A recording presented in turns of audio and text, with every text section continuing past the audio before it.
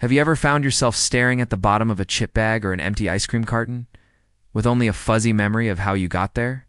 You tell yourself just one, but that one turns into 10, and before you know it, the whole thing is gone. Then comes the wave of guilt, shame, and feeling totally powerless. If that sounds even vaguely familiar, I need you to hear this loud and clear. This is not a failure of willpower. The reality is actually far more shocking. The food you're eating can literally hijack your brain, creating a compulsive cycle that looks uncannily like drug addiction. In fact, recent data shows that the global prevalence of food addiction is around 20%. That's about 1 in 5 people who might have addictive-like eating patterns. This isn't about being weak.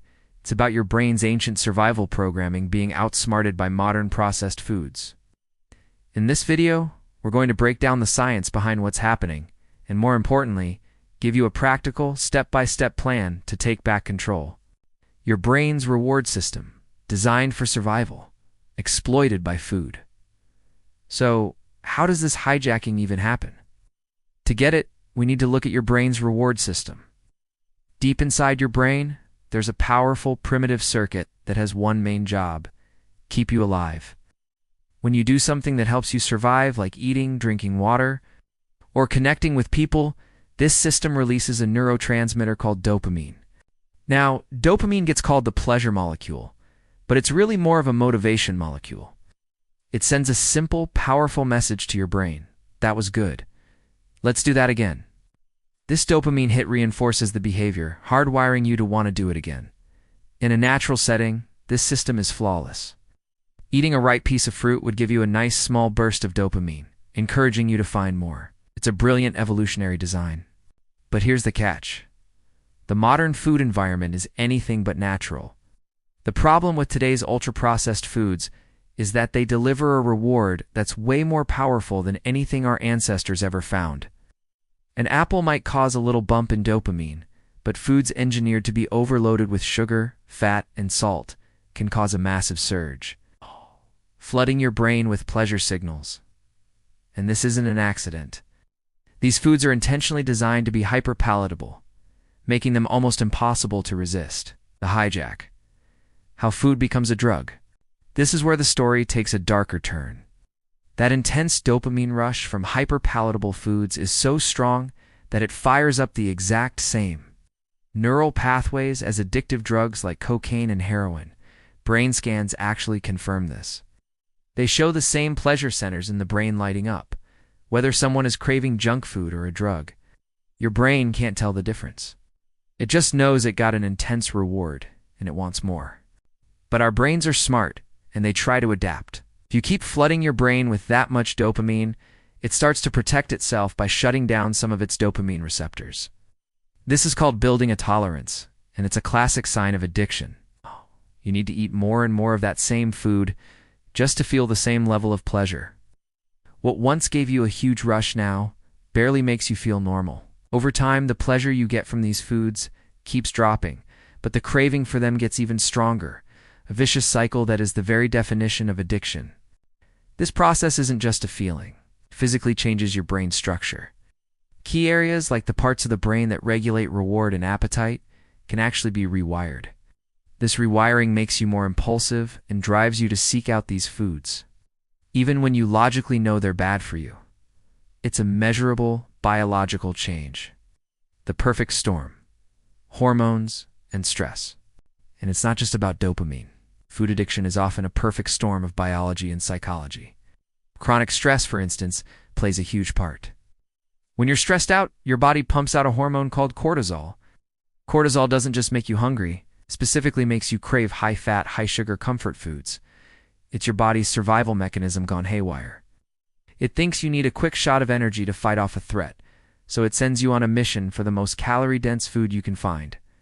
This forges a strong link between your emotions and your eating, turning food into your go-to coping tool for stress, anxiety, or even boredom. At the same time, this whole process messes with other crucial hormones. Leptin, the hormone that says I'm full, and ghrelin, the one that says I'm hungry, can get thrown completely out of whack. Your brain can become resistant to leptin, meaning you never really feel satisfied. It's like the off switch for your appetite is broken. When you combine these hormonal issues with psychological triggers and even a genetic predisposition, you're caught in a powerful trap that can feel impossible to break out of. The blueprint for reclaiming control. Okay, so now that you understand the science behind the trap, you can start to dismantle it. This isn't about some miserable crash diet or a test of your willpower. It's about strategically rewiring your brain and taking back control, one step at a time. Step 1. Identify your triggers. First things first, you have to become a detective in your own life. You need to pinpoint exactly which foods and situations kickstart your cravings. For just 1 week, keep a simple food and mood journal. Jot down what you eat, when you eat, and most importantly, how you were feeling right before. Were you stressed? Bored? Lonely? Tired? Seeing these patterns is the first and most critical step to breaking them. Step 2. Engineer your environment. Let's be real.